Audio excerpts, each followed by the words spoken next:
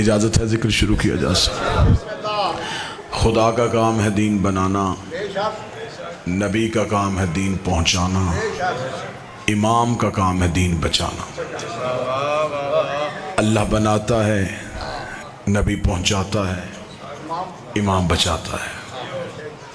اس میں مشکل ترین کام ہے بچانے والا۔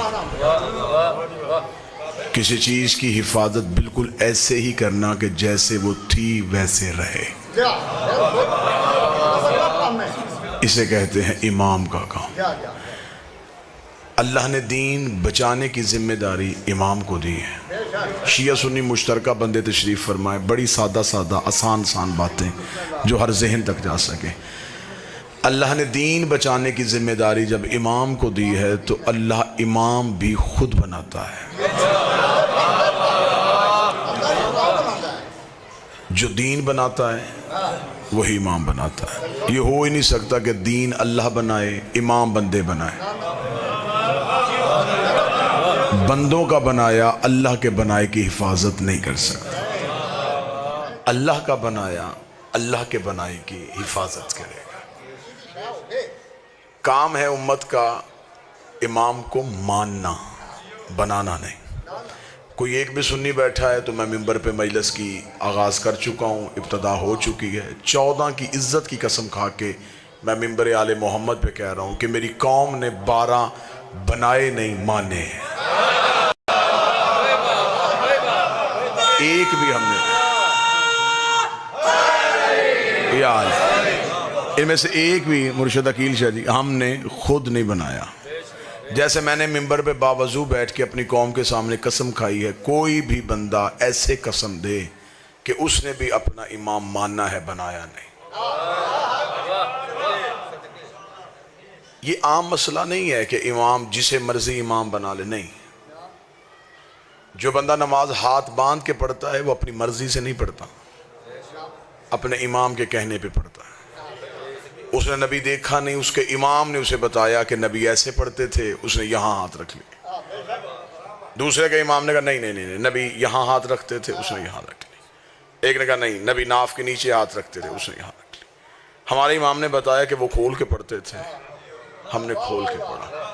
کوئی مشکل بات ایک لمحے کے لیے بھی میں نے مجمع سے نہیں کرنی کہ جو مجمع کے سر سے گزرے اور بندے میری مجلس کے جانے کے بعد سوچ رہے ہوں کہ پڑھنے والا کیا پڑھ کے گیا اور ہم نے سنا کیا ہے۔ مجلس بولنے کا نام نہیں، مجلس سمجھنے کا نام ہے۔ ایک بندے نے بات سمجھ لی تو میں سمجھوں گا میرے آنے کا، تمہارے بیٹھنے کا مقصد پورا ہو گیا۔ 1400 سال ہو گئے، بندے ابھی تک کسی بحث میں الجھے ہوئے ہیں۔ تیری نماز غلط ہے، میری نماز ٹھیک ہے، تیرا وضو غلط ہے، میرا وضو ٹھیک ہے۔ یہ ساری باتیں بعد میں کرنا، پہلے یہ پتہ کرو امام کس کا ٹھیک ہے۔ وعلیکم السلام۔ جس کا امام ٹھیک اس کی نماز ٹھیک، جس کا امام ٹھیک اس کا وضو ٹھیک، جس کا امام ٹھیک اس کا روزہ ٹھیک۔ کیونکہ عمل قبول ہونے ہیں امام کی وجہ سے۔ اس لیے تو اللہ نے قیامت وقت جو دن تھا، اللہ نے پورا منظر قرآن میں لکھ دیا۔ خدا نے کہا میں نے قیامت والے دن بندے نہیں اٹھانے کہ اٹھو اپنے اپنے اعمال لے کے، نا۔ خدا نے کہا یوم ندعو کل اناس بامامہم، ہم تمہیں بلائیں گے تمہارے امام کے نام پہ۔ پہلے امام آئیں گے، پھر ماننے والے آئیں گے۔ آگے امام کھڑا ہوگا، پیچھے ماننے والے کھڑے۔ اگر امام گیا جنت میں تو ماننے والے بھی جنت میں چلے جائیں گے۔ وَجَعَلْنَا أَئِمَّةً يَدْعُونَ إِلَى النَّارِ، کچھ امام خود بھی جہنم میں جائیں گے، ماننے والوں کو بھی جہنم میں لے کے چلے جائیں گے۔ بندے پریشان ہو سکتے ہیں، ہم مطمئن ہو کے سو جاتے ہیں، ہمیں پتہ ہے ہمارا امام صرف جنتی نہیں، مالک جنت بھی ہے۔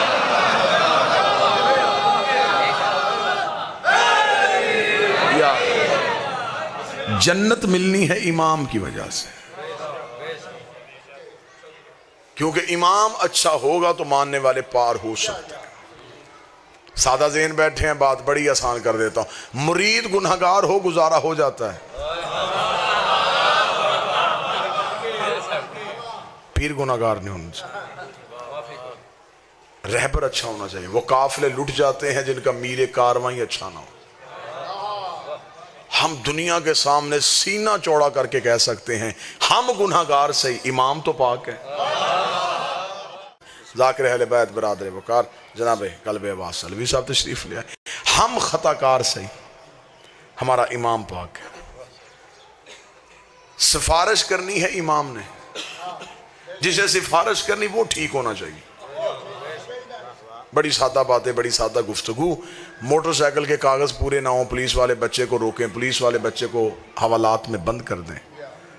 تو گھر کا بزرگ تھانے اسے لے کے جاتا ہے جس کی تھانے میں چلتی ہے. وہ کہتا ہے بچے سے ہو غلطی گئی ہے، اب سفارش چاہیے. سفارش وہ ڈھونڈتا ہے جو اتنا معزز ہو، اتنا قابل عزت ہو کہ اس کی بات مانی جا سکے.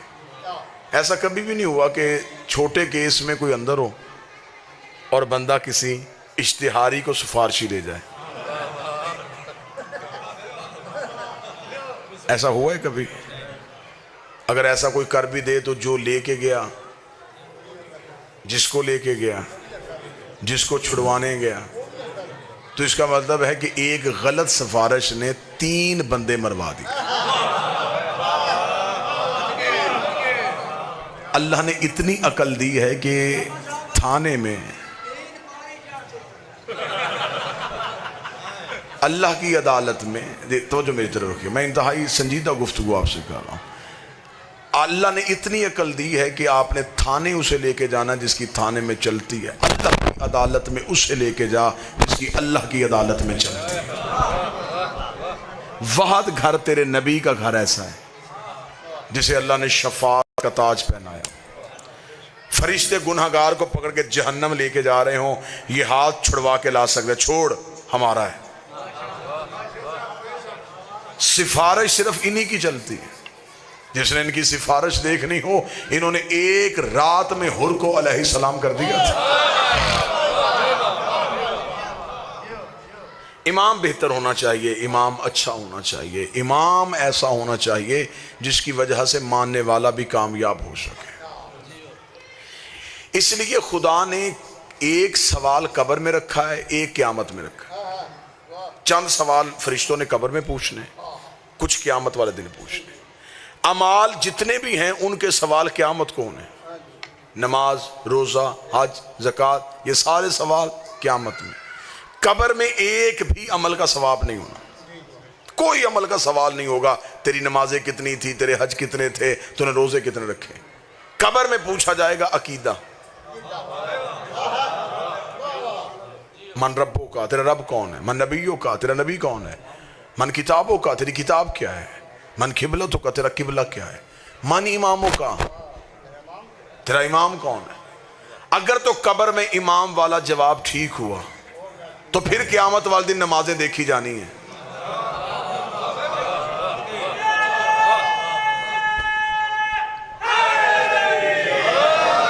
تو اگر قبر میں امام والا جواب ہی غلط ہو گیا تو فرشتوں کو پتا چل جائے گا کہ جس کا امام ہی ٹھیک نہیں، تو پھر نمازیں تو امام کی وجہ سے پڑھی ہیں نا. تو اس لیے تو امام والا جواب قبر میں پوچھ لینا ہے. اس لیے تو ہم اپنے مرنے والے کو مرنے کے بعد بھی نہیں چھوڑتے. ہم اسے قبر میں لٹا کے ایک بندہ لحد میں اتارتے ہیں اور اسے کہتے ہیں اس کے کاندھے پکڑ. وہ کاندھے پکڑتا ہے اور مولوی قبر کے سرحانے بیٹھ کے اسمع افہم، سن سمجھ، تو اسی عقیدے پہ ہم سے جدا ہو رہا ہے. تو اللہ کو رب کہتا تھا، محمد کو نبی کہتا تھا، قرآن کو کتاب کہتا تھا، کعبے کو اپنا قبلہ مانتا تھا. اور تھوڑی دیر بعد تیری قبر میں 2 فرشتے آئیں گے، وہ تجھ سے تیری امام کے بارے میں سوال کریں گے. گھبرانا نہ، بول کے جواب دینا، علی میرا امام، حسن میرا امام، حسین میرا امام، سجاد میرا امام. اس مولوی کا گریبان پکڑ کے پوچھنا، زندگی میں ایک ہی گواہی نہیں دینے دے رہا تھا، قبر میں 12 کی کیوں دلوا رہا؟ جہنم میں جائے، ہو ہی نہیں سکتا. میں نے ممبر پہ دعویٰ کیا ہے علی ولی اللہ پڑھنے والا ہر کوئی جنت میں جائے گا. اور یہی ممبر پہ علم عباس کی عزت کی قسم کھا کے دعویٰ کرنے کے تیار ہو، بندہ دشمن ہو علی کی ولایت کا، چلا جنت میں جائے، یہ بھی نہیں ہو سکتا.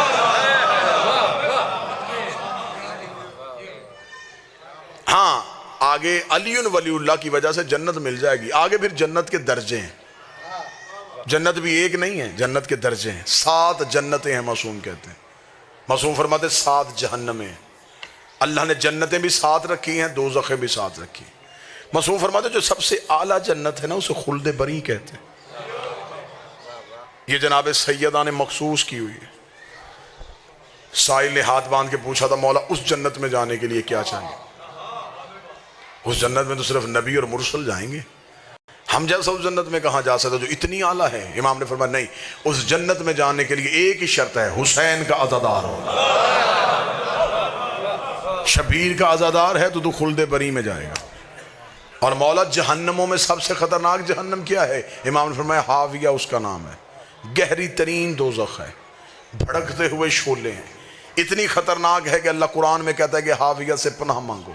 تمہیں پتہ ہی نہیں کہ حاویہ کیا ہے۔ بندے نے جعفر صادق سے پوچھا مولا یہ حاویہ جہنم کن لوگوں کے لیے بنائی گئی ہے، ان کا گناہ کیا ہے؟ فرمایا ایک ہی گناہ ہے، ہمارے دادے علی کی ولایت سے دشمن ہے۔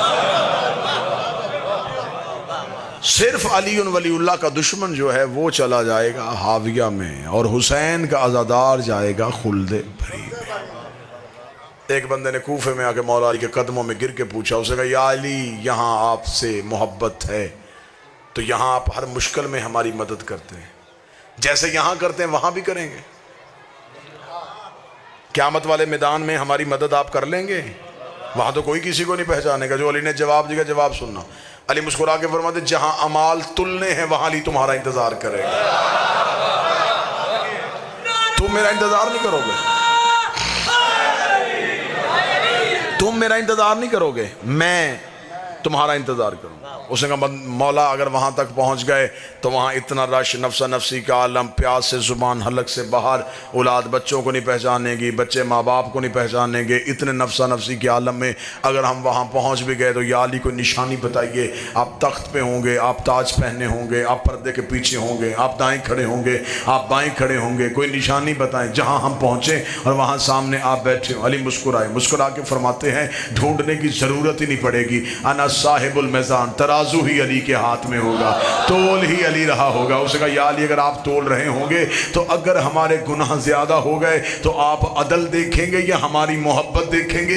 علی فرماتے وہاں تک پہنچانا، رہ گئی تمہارے اعمال کی کچی کمی، اسے ہم ایسے پوری کر دیں گے جب فرشتے ایک پلڑے میں گناہ رکھیں گے دوسرے میں نیکیاں رکھیں گے، اگر گناہوں کا پلڑا وزنی ہو گیا تو ہم فرشتوں سے کہہ دیں گے ایک پلڑے میں اس کے گناہ رکھو دوسرے میں ہماری ولا رکھو، ایک میں گناہ رکھو دوسرے میں ولا رکھو، پھر ہم دیکھیں گے تمہیں تمہارے گناہ جہنم میں لے کے جاتے ہیں یا ہماری ولایت تمہیں جنت میں لے کے۔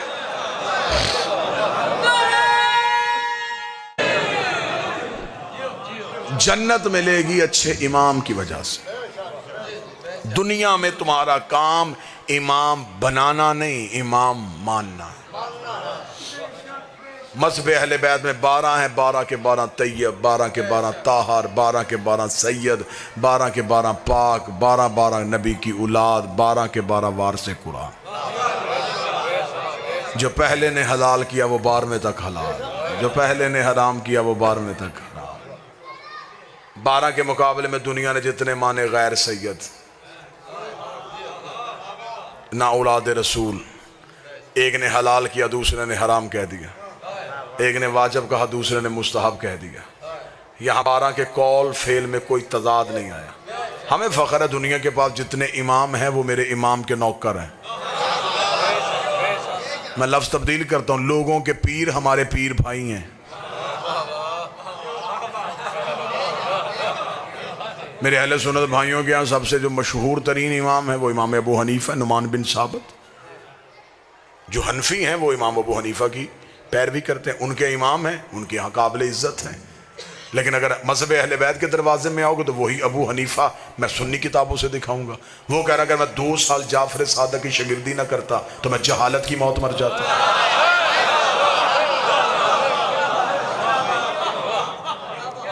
ادھر امام ہے ادھر نوکر ہے۔ آؤ دوسرے امام کی طرف چلتے۔ دوسرے امام ہیں ان کے امام شافعی، اس نے تو حد ہی کر دی، اس نے تو انتہائی کر دی، ایسا جملہ کہہ دیا کہ آج تک عقلیں شجدر ہیں۔ امام شافعی نے کہا ماتا شافعی لیسا یدری علی ربہ ام ربہ اللہ، شافعی مر گیا مگر پہچان ہی نہیں سکا علی اللہ ہے یا اللہ علی ہے۔ آئیں ایک امام کا نام لیتے آئیں، یوں انبار لگاؤں میں ان اماموں کے۔ تیسرے امام ہیں ان کے احمد بن حنبل ان کا نام ہے، ان کے ماننے والے حنبلی کہلاتے ہیں۔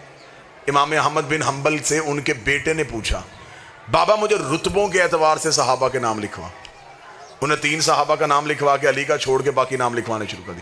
13 نام جب ہو گئے تو بیٹے نے کاغذ قلم زمین پہ پھینک دیا. اس نے کہا بابا میں سوچ رہا تھا کہ آپ علی کا نام اب لکھوائیں گے اب لکھوائیں گے اب لکھوائیں گے اب لکھوائیں گے. بابا اتنی دشمنی ہے آپ کے دل میں علی کی, 13 نام گزر گئے آپ نے ابھی تک علی کا نام ہی لکھوایا. احمد بن حنبل نے بیٹے کو جھڑک دے کے کہا شرم کر, تو صحابہ کا پوچھ رہا ہے, علی صحابی نہیں, علی محمد کا بھائی ہے.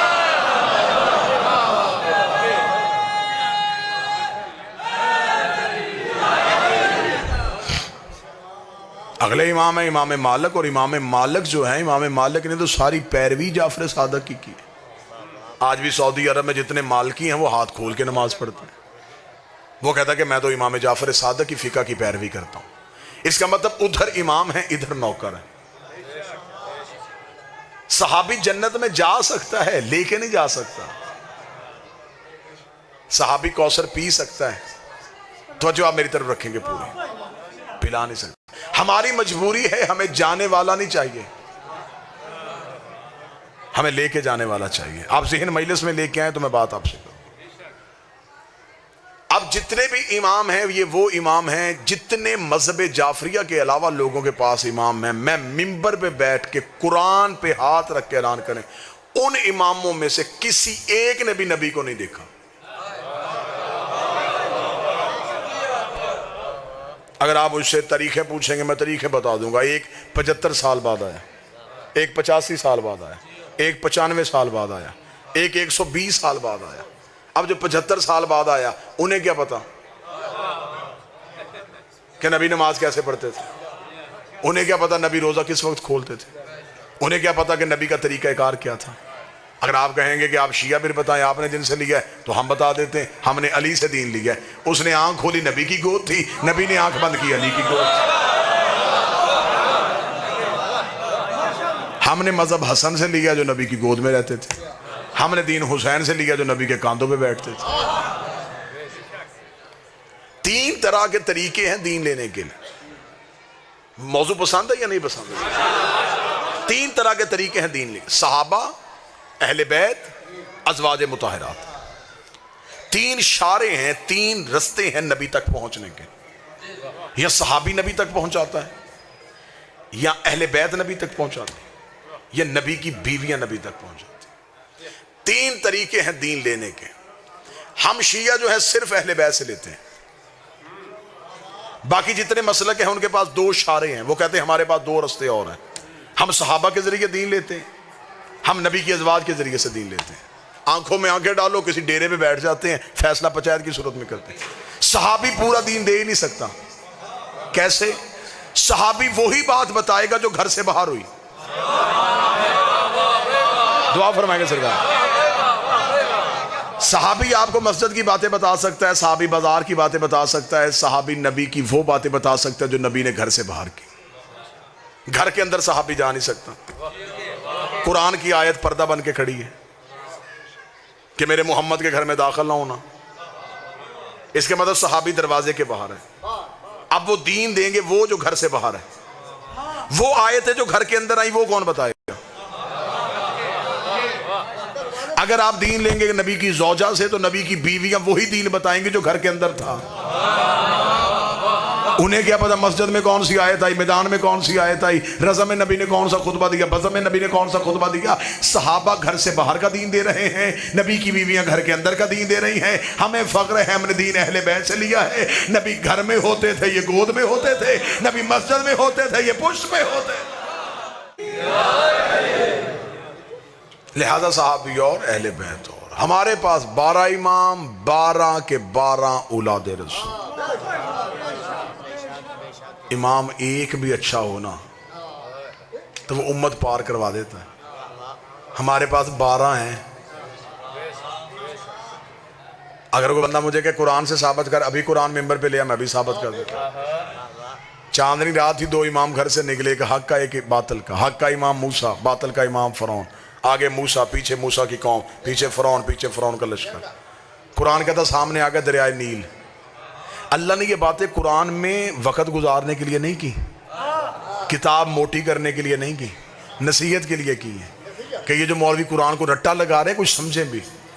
कुरान की एक भी आयत नहीं है कि मुझे रट्टा लगाओ, कुरान को समझना इबादत है। मूसा अपने बंदे बचा रहा था, फ़िरौन अपने बंदे लेके मूसा के पीछे जा रहा था, सामने आ गया दरिया। कुरान कहता है कि मूसा की कौम घबरा गई, वो डर गई। उन्होंने कहा आगे जाएंगे तो दरिया में गिर जाएंगे, पीछे जाएंगे तो फ़िरौन पकड़ लेगा। उन्होंने मूसा से कहा मूसा क्या करें? मूसा ने अल्लाह से पूछा क्या करें? कौम ने मूसा से पूछा क्या करें? कौम ने मूसा से पूछा क्या करें? मूसा ने अल्लाह से पूछा क्या करें? लफ्ज़ फिर दोहराने लगा, कौम ने मूसा से पूछा क्या करें? मूसा ने अल्लाह से पूछा क्या करें? खुदा ने का तरीका भी यही होता है, रैयत हुज्जत से मांगे, हुज्जत अल्लाह से मांगे, बंदे इमाम से मांगे, इमाम अल्लाह से मांगे। कौम ने सीधा या अल्लाह मदद नहीं कहा, डायरेक्ट या अल्लाह मदद नहीं कहा। कौम को पता था कि जब हुज्जत दरमियान में हो तो फिर डायरेक्ट अल्लाह से ताल्लुक़ नहीं बनाते, हुज्जत के ज़रिए अल्लाह को बुलाते हैं। कौम ने मूसा से कहा, मूसा बता के, तवज्जो मेरी तरफ करना, मूसा बता क्या करे? मूसा ने अल्लाह से पूछा, अल्लाह बता क्या करें? आवाज़ परवरदिगार आई, आवाज़ कुदरत आई। देखेंगे आप मेरी तरफ तो मैं जुमले पढ़ूंगा, वरना मैं यहीं पे 2 सतरे मुसाहिब की पढ़ के छोड़ दूंगा। कौम ने मूसा से पूछा बता क्या करें? मूसा ने अल्लाह से पूछा बता क्या करें? खुदा ने फौरन कहा मूसा हमने तुझे असा मोजे पे दिया है, इस असा को दरिया पे मार। मूसा ने असा को दरिया पे मारा, लहरें फट गई, पानी ने रास्ता दे दिया, रास्ता बन गया। कबीले 12 थे, कौमें 12 थी। मूसा ने कहा मेरे मालिक रास्ता तूने एक बना दिया, कबीले मेरे पीछे 12 हैं। खुदा ने कहा मूसा परेशान ना हो, दोबारा असा दरिया पे मार। मूसा ने दोबारा असा दरिया पे मारा। कुरान कहता रास्ते बन गए 12, रास्ते बन गए 12, रास्ते बन गए 12। आप अगर इधर उधर देख चुके हैं तो हदायत के रास्ते होते ही 12 हैं, नजात के रास्ते होते ही 12 हैं। मूसा ने अपनी कौम पार करवा दी, मूसा कौम पार लेके चला गया। कुरान मेरे सर पे रख, अल्लाह ने एक मासूम को इतनी ताकत दी है कि वो 12 कौमें पार करवा देता है। 12 मासूमों में इतनी ताकत नहीं कि वो एक कौम को पार कर।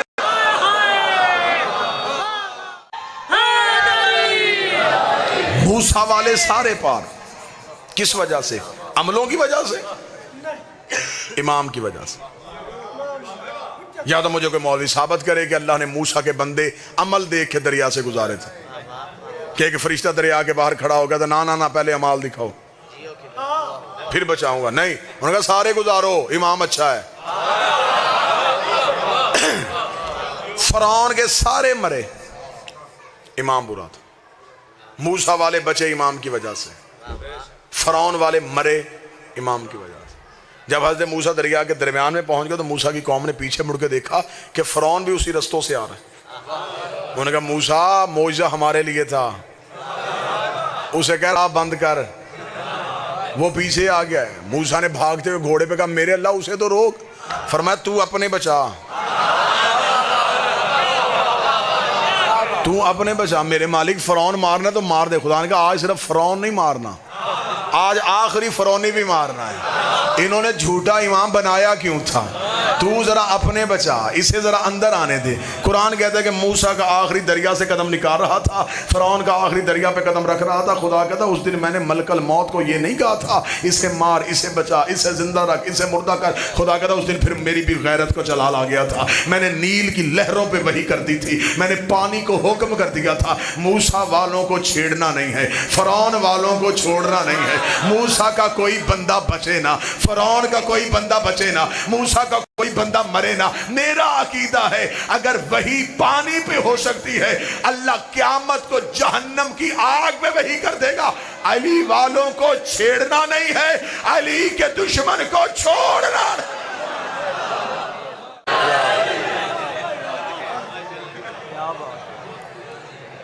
बड़ा बेचैन मलंग है।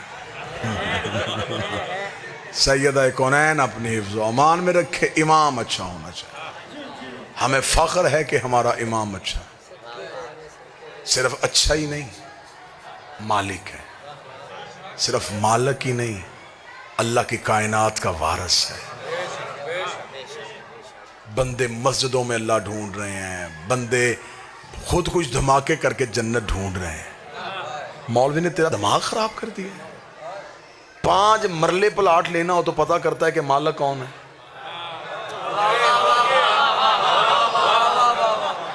बंदे को जगह पसंद आ जाए और बंदा घर देखने के लिए जाए, दरवाजे पे दस्तक दे और कल्बवास अंदर से ایک بوڑھا بندہ باہر نکلے, بندہ کہے جی میں یہ گھر خریدنا چاہتا ہوں. عقیل شاہ جی وہ کہے کہ میں بیچ دیتا ہوں.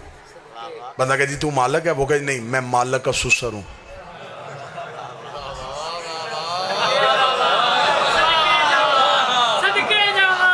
پیسے دے دو گے, سودا کر لو گے, آپ کہیں گے جی آپ قابل احترام ہیں لیکن مالک نہیں.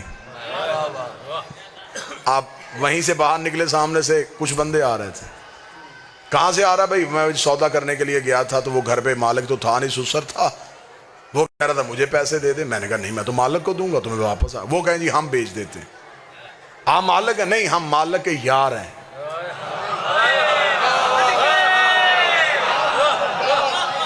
یاروں کو پیسے دیے, سسر کو پیسے دیے, سالے کو پیسے دیے, مالک کو دیے نا. تو اللہ نے اتنی عقل دی ہے کہ 5 مرلے کے لیے مالک ڈھونڈتا ہے. ساری زندگی جنت ڈھونڈتا رہا اور مولوی سے پوچھا ہی نہیں کہ جنت کا مالک کون ہے. مالک کے پاس جا.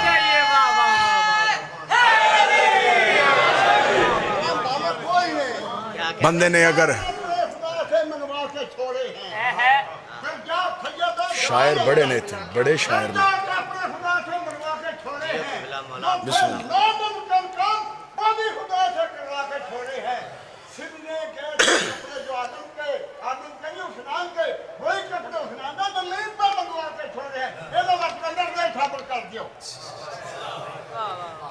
متوجہ ہیں صاحبان؟ لہذا جنت ہے آل محمد کی ملکیت میں. آخری جملہ میرے بعد میرے چھوٹے بھائی ہیں, وہ آپ سے بہتر خطاب فرمائیں گے. 5 مرلے جگہ کے لیے بندے کاغذ دیکھتے ہیں. جنت کی ملکیت دیکھنی, آپ قرآن میں تجھے رجسٹری دکھاؤں. میں قرآن میں تجھے بے نامہ دکھاؤں. اللہ نے سودا کیا ہے جنت کا, رجسٹری قرآن میں ہے. سورہ دہر میں مالکوں کا نام لکھا ہوا ہے. خدا کہتا ہے میں نے جزا میں دے دی ہے. جنت بھی حریر جنت ہے. حریر جنت کہتے ہیں جنت کی خوشبو. خدا کہتا ہے خوشبو بھی میرے پاس نہیں, اب وہ انہی کے پاس ہے. میں نے دے دیا, انہوں نے خرید لیا, انہوں نے قیمت ہی مجھے اتنی دے دی تھی. میں ہر نبی سے کہتا رہا خرید لو خرید لو خرید لو, کسی نبی سے قیمت دی نہیں کی. انہوں نے اتنی قیمت دے دی ہے کہ میں نے عطا میں نہیں دی, جزا میں دے دی. عطائیں واپس ہو جاتی ہیں, جزائیں واپس. انہوں نے پوری قیمت دے کے مجھ سے خرید لی ہے. خدا کہتا اب ان کی ہے, اب بیٹے کے ہاتھ بکوائیں یا بہلول کے ہاتھ بکوائیں. اب ان کے بچے بیچیں یا ان کے نوکر بیچیں, اب ان کی ہے, ان کی ملکیت ہے. اب یہ جسے مرضی بکوا دے. ہر نبی نے جنت کی قیمت امت سے مانگی بڑی. ہر نبی نے اپنی امت سے کہا جنت دوں, امت نے کہا دے. نبی نے قیمت مانگی, 50 نمازیں پڑھو, 3 ماہ کے روزے رکھو, میرے ساتھ یہ مل کے کام کرو. امت گھبراتی رہی, لوگ جنت سے پیچھے ہٹتے گئے. ہر نبی نے جنت اتنی مہنگی رکھی, لوگ دیکھ دیکھ کے ترستے رہے. حسین کے دروازے پہ حسین نے اتنی سستی کی, اتنی سستی کی, جسے بندے سجدوں میں ڈھونڈ رہے تھے حسین نے ایک آنسو میں رکھ دیا. وہاں نبی کہہ رہے تھے سجدے دو جنت لو, نمازیں دو جنت لو, سر دو جنت لو. حسین نے کہا کچھ بھی نہ دے, ایک آنسو دے, لے مجھ سے جنت. اب اگلی سطر کہوں گا, کوئی ہائے کہہ دے گا تو اس کی مہربانی ہے. حسین نے لی مہنگی, بیچی سستی.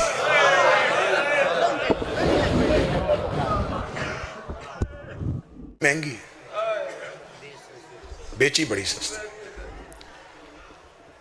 تمہیں ایک آنسو میں دے دی, حسین نے خود ایک آنسو میں لی تھی.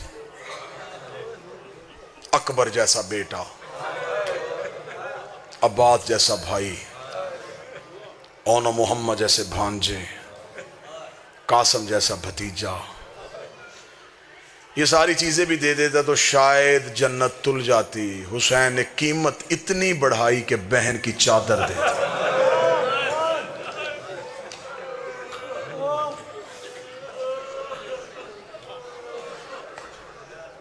بیٹی کے در دے دیے۔ اللہ مان۔ اکثر بندے کہتے ہیں کہ حسین کا محرم ختم ہو گیا، زینب کا محرم شروع ہو گیا۔ میں نے زندگی میں یہ جملہ نہیں پڑھا۔ حسین کا محرم بھی بہن کا محرم تھا، بہن کا محرم بھی حسین کا محرم۔ بزرگ ذاکر پڑھتے تھے، جو اونٹ پہ تھی وہ کم مشکل میں تھی، اور جو نیزے کی نوک پہ تھا وہ زیادہ مشکل میں تھا۔ بہت بڑی مشکل ہوتی ہے اس بہن کو ننگے سر دیکھنا جو زندگی میں کبھی بھائی کے سامنے نہ آئی۔ بھائی کربلا میں سو گیا، بہن کربلا میں خیمے سے اٹھی، جلے ہوئے خیمے کی راکھ سے علی کی بیٹی نے اپنا پہلا قدم باہر نکالا۔ تاریخ انسانیت حیران رہ گئی۔ بی بی کربل سے چلی کوفہ آئی، کوفہ سے چلی شام آئی، 72 بازاروں سے گزری، 144 گلیوں میں کھڑی رہی، 288 موڑوں پہ پتھر کھائے، 21 بار دربار میں پیش ہوئی، بغیر چھت والے زندان میں رہی، شام سے پھر مدینے آ گئی، قید ہو کے پھر شام آ گئی، 6666 میل ننگے پاؤں ننگے سر سفر کر کے 15 رجب کو شام کی پہاڑی پہ آ کے رو کے کہتی، میرے اللہ اب زینب تھک گئی، تیرا دین بچ گیا، میری نسل چلی گئی، تیرا کلمہ بچ گیا، میرا نمازی چلا گیا۔ کربلا کے بعد جو پہلی منزل سیدوں پہ آئی وہ کوفہ تھی۔ علی کی بیٹی سے شام میں ایک عورت نے پوچھا تھا، بی بی سب سے زیادہ ظلم کہاں ہوا؟ فرمایا شام میں۔ بی بی سب سے زیادہ مصیبت کہاں آئی؟ فرمایا شام۔ بعض اوقات بندے کہتے ہیں جی ذاکر بڑا سخت مصائب پڑ گیا۔ مصائب ہے ہی سخت، مصائب نرم ہوتا تو سجاد کا جگر پھٹتا۔ مجھے نہیں پتا کہ کون کیا پڑھتا ہے، لیکن مجھے علی کی عزت کی قسم جب کتابوں سے روایت پڑھتے ہیں تو کئی بار سوچتے ہیں کہ یہ روایت منبر پہ کیسے پڑھیں گے۔ سامنے نرم دل لوگ بیٹھے ہوتے ہیں، سامنے سید بیٹھے ہوتے ہیں، یہ روایت کیسے پڑھیں گے؟ پھر انہیں لفظوں کے غلاف چڑھاتے ہیں، اشاروں کی زبان میں منتقل کرتے ہیں، بدل بدل کے روایت آپ کو سناتے ہیں، تو پھر آپ اتنا روتے ہیں۔ آپ کو صرف ذاکروں نے اتنا سنایا کہ شام میں پتھروں کی بارش ہوئی، میری قوم نے رو رو کے برا حال کر لیا، میرے سر پہ عباس کا علم رکھ۔ صرف پتھروں کی بارش نہیں، شام کی عورتوں نے کھولتا ہوا پانی علی کی بیٹیاں بیٹھی، جس کے ہاتھ میں برتن تھا اس نے برتن پھینک دیا، جس کے ہاتھ میں گرم پانی تھا اس نے ابلتا ہوا پانی پھینک دیا۔ خود مولا سجاد کہتے ہیں جب بازار شام عبور کیا، دیوار کے ساتھ لگ کے کھڑی ہوئی علی کی بہویں، سجاد کہتا میں پہچان ہی نہیں سکا ان میں اکبر کی ماں کون ہے، اصغر کی ماں کون ہے، قاسم کی۔ بازار شام تو پڑھا ہی نہیں گیا، بازار شام پڑھے وہ جس نے پڑھنے کے بعد مر جانا ہو، بازار شام سنے وہ جس نے سننے کے بعد مر جانا۔ خبر ہی نہیں کہ شام میں کتنا ظلم ہوا۔ بی بی نے کہا سب سے زیادہ ظلم شام میں ہوا۔ عورت نے پوچھا بی بی سب سے زیادہ مصیبت؟ فرمایا شام میں۔ عورت نے سوال بدلا، اس نے کہا بی بی سب سے زیادہ تکلیف کہاں ہوئی؟ علی کی بیٹی نے کہا کوفے میں۔ اس نے کہا بی بی ظلم شام میں، تکلیف کوفے میں کیوں؟ سید بیٹھے ہو تم پہ واجب ہے ہائے کرنا، امتی ہو تو سر جھکا لینا، نہ آنسو آ سکے سر جھکانا بی بی کی غربت پہ۔ بی بی رو کے کہتی سب سے زیادہ تکلیف کوفے میں اس لیے ہوئی، شام والیوں کو نہیں پتا تھا میں کون ہوں، کوفے کی ہر عورت کو پتا تھا میں علی کی بیٹی ہوں۔ شام کی عورتوں نے مجھے باغی کی بہن سمجھ کے مارا، کوفے کی عورتوں نے مجھے علی کی بیٹی سمجھ کے مارا۔ کوفے میں تو ان عورتوں نے مجھے پتھر مارے جو مجھ سے قرآن پڑھتی رہی۔ مصیبت اور مشکل کوفے میں بھی بڑی آئی۔ بی بی کا اونٹ کوفے کا صدر دروازے پہ گیا، پہلا بازار کوفے کا آیا، یہاں علی کی بیٹی روئی، رو کہتی سجاد جی اماں، ظالم سے کہا میں اس بازار سے نہیں گزروں گی۔ مولا سجاد کی آواز ہے اماں کیا مجبوری ہے؟ رو کہتی سجاد کیسے گزروں، اس گلی میں حبیب کا گھر ہے، اور دعا کیا کرو کسی نوکر کے گھر کے سامنے سے کوئی سردار اجڑ کے نہ گزرے، اس گلی میں حبیب کا گھر ہے۔ اماں حبیب تو کربلا میں مارا گیا، سجاد حبیب کا بیٹا مکان کی چھت پہ کھڑا ہے، میں اس کے سامنے بغیر چادر کے گزروں؟ مولا سجاد نے ظالم سے کہا کمینہ بازار بدل، اس نے کہا ہمیں رستہ بدلنے کا حکم نہیں، ہم نے اسی بازار سے گزرنا ہے۔ علی کی بیٹی کی رو کے آواز سجاد اس سے کہ اگر اسی بازار سے گزرنا ہے تو ایک کام کر، میرا اونٹ حبیب کے مکان کی چھت کے قریب کر۔ سجاد رو کہتے اماں پہلے کہہ رہی تھی گزروں گی کیسے، اب مکان کی چھت کے قریب کیوں جا رہی ہے؟ رو کہتی آ تو گئی ہوں، اس کے بیٹے کو باپ کا پرسہ تو دے لوں۔ او بی بی تیری غربت کے صدقے تیرے 9 مارے گئے، تجھے رونے کوئی نہیں آیا، تیرے گھر سے 72 جنازے نکلے، تجھے پرسہ دینے کوئی نہ آیا۔ رو کے کہتی میرا اونٹ کر حبیب کے مکان کی چھت کے قریب، میں حبیب کے بیٹے کو حبیب کا پرسہ دوں۔ بی بی کا اونٹ مکان کی چھت کے قریب ہے، زیادہ سے زیادہ 1.5 منٹ سلام، رو سکو رونا، چیخ مار سکو چیخ مارنا، ہائے کہہ سکو ہائے کہہ۔ جب بی بی کا اونٹ حبیب کے مکان کی چھت کے قریب آیا، حبیب کا بچہ چھت پہ کھڑا تھا، بی بی دیکھ کے کہتی ہو بچہ قیدیوں کا تماشا دیکھ۔ بچہ آنکھوں پہ ہاتھ رکھ کے کہتا مجھے منع کیا ہے میرے بابے نے، ہم قیدیوں کا تماشا نہیں دیکھتے۔ بی بی کی آواز چھت پہ کیوں کھڑا ہے؟ رو کے کہنے لگا میں تو عراق کی طرف منہ کر کے کھڑا ہوں۔ بی بی رو کہتی تیرا عراق میں کون آیا ہے؟ رو کے کہتا وہاں میرا مولا آیا ہوا ہے، میرا بابا مولا سے ملنے کے لیے گیا ہے، میرے بابا کو میرے مولا کا خط آیا تھا، میں روز چھت پہ کھڑا ہو کے اپنے بابے کا راہ دیکھتا، کہیں دور سے میرا بابا آتا ہوں۔ اتنا کہنا تھا، بی بی تڑپی، بی بی کہتی یا بنیا علیہ، او بیٹا قریب آ۔ بی بی نے اتنا کہا بچہ ہٹنا شروع ہو گیا۔ جب بچہ چند قدم پیچھے ہٹا، بی بی نے رو کے کہا میں بلا رہی ہوں تو آ کیوں نہیں رہا؟ اس نے جو جواب دیا بندہ پڑھے علی ولی اللہ جگر نہ پھٹ جائے۔ بی بی نے کہا میں بلا رہی ہوں تو آ کیوں نہیں رہا؟ بچہ رو کہتا بی بی میں نے پہلی بار کوئی عورت قیدی دیکھی ہے، میں نے آج تک کوفے میں مردوں کے ہاتھ بدے دیکھے تھے، اللہ جانے تیرے ہاتھ چھڑوانے والے کہاں چلے گئے اور تیرے ہاتھ کی جرم میں باندھے۔ بی بی رو کے کہتی میرا جرم بعد میں پوچھنا، پہلے جلدی کر، اپنی ماں کو کہہ چھت پہ تجھے قیدن بلا رہی ہے۔ حبیب کے بیٹے کے چہرے پہ سرخی آئی، دیکھتا بی بی میں اپنے بابے کے بعد گھر کی غیرت کا وارث ہوں، میری ماں کبھی بھی مکان کی چھت پہ نہیں آئی، وہ علی کی بیٹی کی کنیز ہے، وہ زینب سے قرآن پڑھتی رہی ہے۔ اتنا جملہ کہنا تھا، حبیب کے سر نے پرواز کیا، مکان کی چھت پہ آیا، آواز آئی ماں کو کہے آگ لگا برکے کو، دروازے پہ علی کی بیٹی کھڑی ہے، دروازے پہ محمد کی بیٹیاں۔ اللہ اللہ اللہ